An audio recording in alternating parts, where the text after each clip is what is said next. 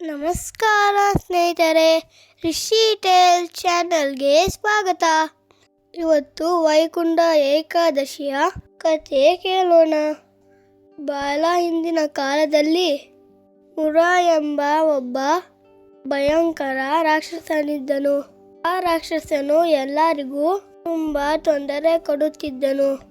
ಅವನ ಉಪಟಳ ತಾಳಲಾರದೆ ಎಲ್ಲರೂ ಭಗವಾನ್ ವಿಷ್ಣುವಿನ ಬಳಿ ಹೋಗಿ ತಮ್ಮ ಕಷ್ಟವನ್ನು ಹೇಳಿಕೊಂಡರು. ವಿಷ್ಣು ದೇವತೆಗಳ ಮೊರೆಯನ್ನು ಕೇಳಿ ರಾಕ್ಷಸನೊಂದಿಗೆ ಯುದ್ಧ ಮಾಡಲು ಹೊರಟರು.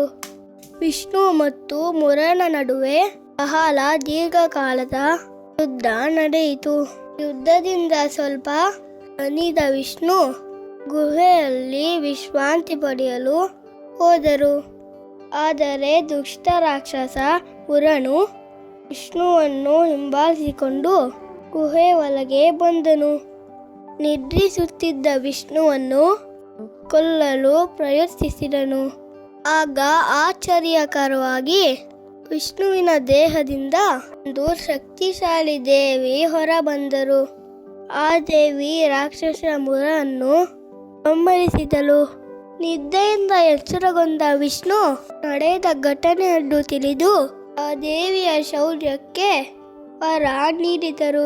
ವಿಷ್ಣು ಆ ದೇವಿಗೆ, ನೀನು ನನ್ನ 11ನೇ ದಿನದ ಶಕ್ತಿಯಿಂದ ಜನಿಸಿದ ಕಾರಣ ಇಂದಿನಿಂದ ನಿನ್ನನ್ನು ಏಕಾದಶಿ ಎಂದು ಕರೆಯುವುದು ಎಂದು ಹೇಳಿದರು.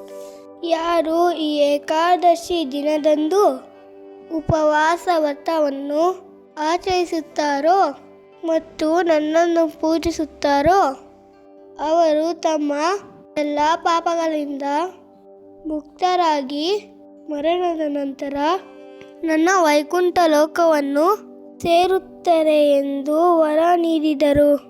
ಈ ದಿನದಂದು ವಿಷ್ಣುವು ತನ್ನ ವೈಕುಂಠದ ದ್ವಾರವನ್ನು ತೆರೆದಿರುತ್ತಾರೆ ಎಂಬ ನಂಬಿಕೆ ಇದೆ. ಧರ್ಮ ಮತ್ತು ಭಕ್ತಿ ನಮ್ಮನ್ನು ಯಾವಾಗಲೂ ರಕ್ಷಿಸುತ್ತೆ. ಈ ಕಥೆ ನಿಮಗೆ ಇಷ್ಟ ಆಯ್ತಾ? ಹಾಗಾದರೆ ಸಬ್ಸ್ಕ್ರೈಬ್, ಲೈಕ್, ಶೇರ್ ಮಾಡಿ. ರಿಷಿ ಟೇಲ್ಸ್ ನೋಡೋದನ್ನು ಮರಿಬೇಡಿ.